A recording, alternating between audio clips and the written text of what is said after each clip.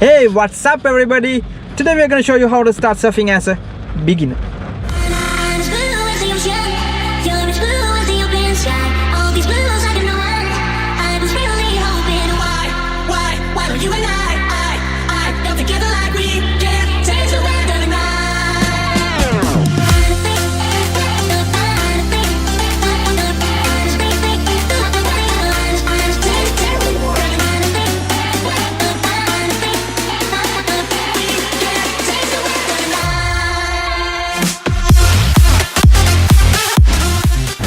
Guys, we had a little vacation today, Yes. so we thought to take a little walk. Yeah. In the meanwhile, we are going to meet a surf trainer. Today you are going to learn a lot about surfing, right? Yeah. Okay, then let's go to meet him. Guys, Dewata is one of the important surf spots in Sri Lanka. That's why we selected this place for you guys. Yeah. Let's go there for more details, right? Sure.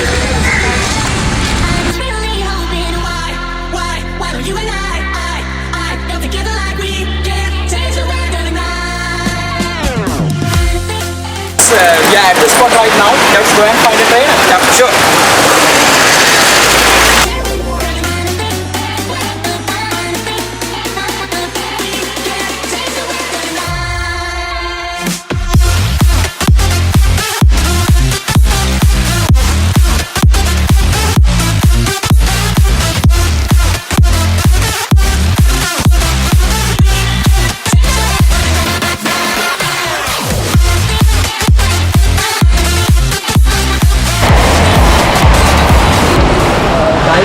We are at the Dewata beach right now.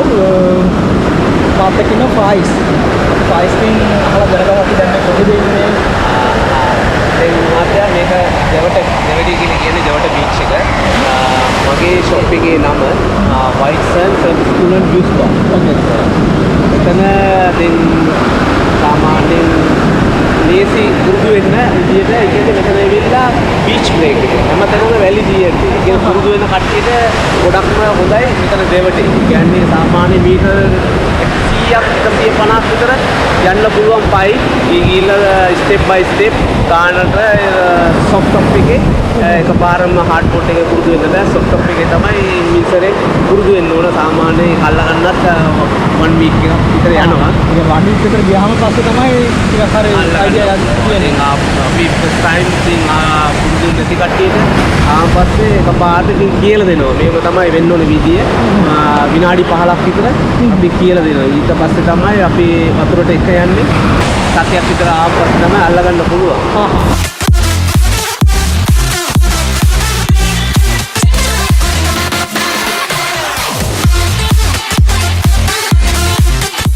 වාරිස් කොහමද අපි ඉන්න කෙනෙක් විදිහට board එකක් select කරගන්නේ කොහමද අපි ඒක ඇඩැප්ට් කරගන්නේ මොනවද මහත්තයා එකපාරට සාමාන්‍යයෙන් උත්සාහයෙන් සාමාන්‍යව කොටයි. එතකොට මේ බෝඩ් එකේ 7යි 4 මේ බෝඩ් එක. ඔයාලට ගැලපෙන සයිස් එක. සාමාන්‍යයෙන් තව සයිස් කෙනෙක් ඉන්නවා නම් 8යි 2. මේ බෝඩ් එකේ ඒකෙන්නේ ඔයාලට මම ලේසිම පුරුදු වෙන්න. මේක ෆෝම් බෝඩ් කියන සොෆ්ට් ටොප් එක. මේක සොෆ්ට් ටොප් එක. මේක ඇවිල්ලා සාමාන්‍යයෙන් පුරුදු වෙන්න කෙනෙකුට වතුරට ගියාන් පස්සේ සමහර කටියට දන්නේ නැහැ. ඒ කියන්නේ රැළ හැමතිස්සෙම රැළෙනවා. ඊට පස්සේ මේ බෝට් එක හැමතිස්සෙම කෙලින් තමයි තියාගන්න ඕනේ. ඒ කියන්නේ විනාඩියක් හරි අර වටපිටා බැලුවා නම් මේ බෝට් එක ඇවිල්ලා කෙලින්ම ඇඟට එනවා. ඇඟට එනවා. ඔව්. මේ බෝට් එකේ සයිස් එක තමයි මේ පිටිපස්සේ ගානේ බොටම් එකේ ගහලා තියෙන මේ තියෙන සයිස් එක 7යි 4. හරිද? මේ බෝඩ් එකට එනවා පින්ස් 3යි. මම දාලා තියෙන 2යි. ඒ කියන්නේ පුරුදු වෙන කට්ටිය දන්නේ මේ පින්ස් එක කොස්ට් උනුත් 2500 විතර මම ගන්නවා කෙනෙක්ට. මේක ඉම්පෝර්ටන්ට්. මේක බොටම් එක. මේ පින්ස්. මේක තමයි ටේල් එකේ. බෝඩ් එකේ ටේල් එක. කකුල් දෙක පිටිපස්ස. මේක නෝස් එක. මේක ටොප් එක. මේක ඉම්පෝර්ටන්ට් ලීෂ් එක. ඉතින් මම පෙන්වන්න හදන්නේ ඔයාලට කොහොමද මේ බෝට් එකේ ආන්සි වෙන්නේ විදිය. කොහොමද රැළේ අල්ලන්නේ විදිය. කොහොමද බැලන්ස් එකේ ඉන්නේ. අනිවාර්යයෙන්ම මේ ලීෂ් එක නැත්තම් හැමතිස්සෙම බෝට් එක ලොස් වෙන්න පුළුවන්. ඒ කියන්නේ අපේ කකුලේ ලීෂ් එක තිබුණ තමයි බෝට් එක මත අපි සමහර ලොකු රැළයක් ආවොත් වතුරට පැනලා මේ ලීෂ් එක කකුලේ තියෙනවනේ. ඊට පස්සේ පොඩ්ඩක් බලලා බෝට් එක අරගන්න අපිට. දැන් මේ ලීෂ් එක මම ගැට ගන්න හදන්නේ අනිවාර්යයෙන් මේ ක්ලියර් කරගන්න. මේකට ඒවා තිබුණොත් හරි ලීෂ් එකේ වටිනාකම නැති වෙනවා.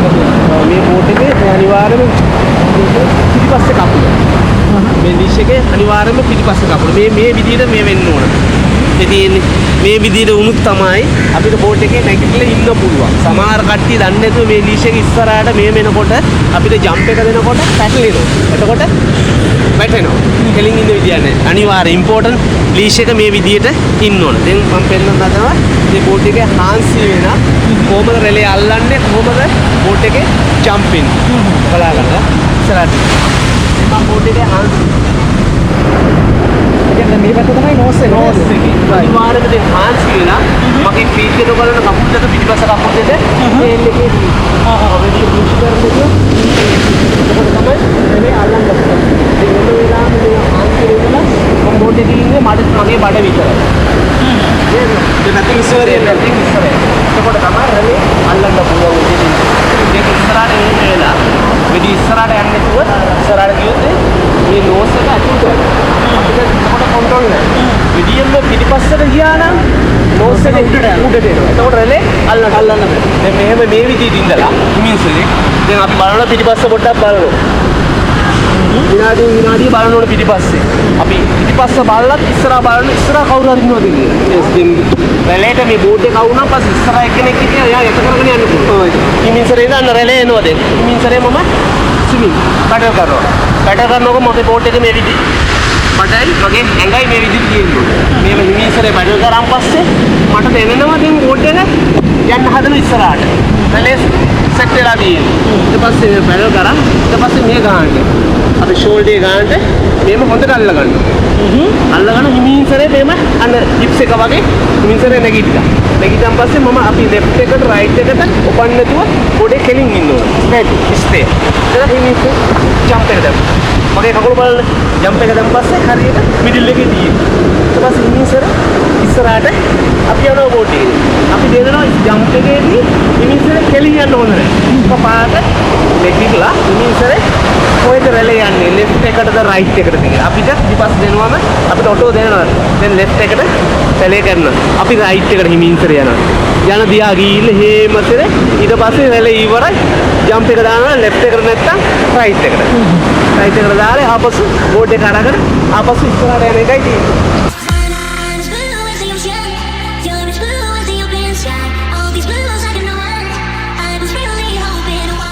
ඔයගොල්ලෝ අපේ viewers-ලා ගෝල් travel කරන්න ආවොත් අනිවාර්යයෙන්ම දෙවට බීච් එකට ඇවිල්ලා surf board එකක් අරගෙන surfing කරන්න අමතක කරන්න එපා. ෆයිස්ගේ ස්පොට් එකට ඇවිල්ලා white sands and school and view spa ස්පා එකට ඇවිල්ලා ඔව් ෆයිස්ගේ ස්පොට් එකට ඇවිල්ලා surfing ඔයගොල්ලන්ට ඉගෙන ගන්න පුළුවන්. අපි surfing පොඩක් try කරලා බලමු. මමයි දිශායි try කරලා බලන්න හදන්නේ. අපි දන්නේ මොනවා වේද කියලා. මම ටිකක් අපේ experience එක ඔයගොල්ලොත් එක්ක share කරගන්න හදන්නේ. එහෙනම් අපි surf කරලා බලමු.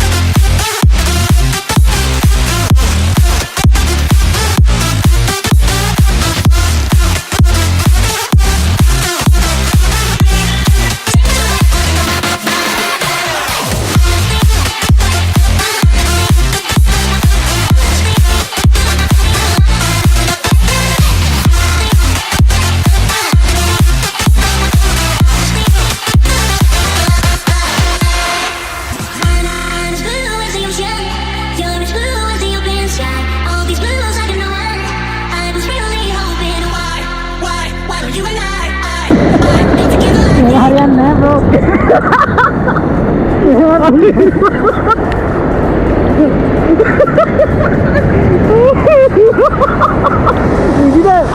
sleeping till na.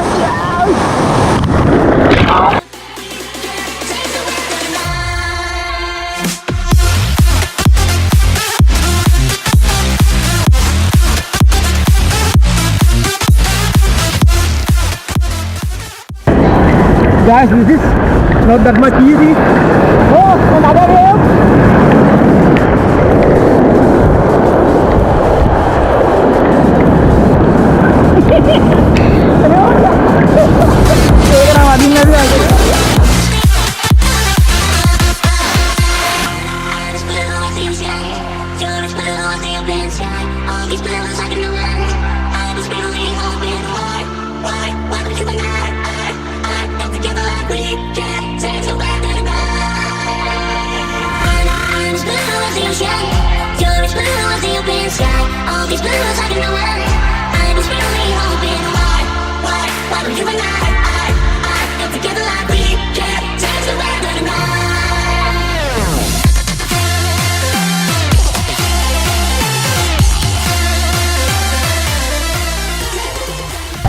Guys, we are at the end of our video. We think that you learned a lot about surfing today. Yeah, so do not forget to subscribe our channel. Click on the bell button for our upcoming new videos. Let's meet next time in a brand new video. Till then, Have a great week, guys. see you. See you, bye.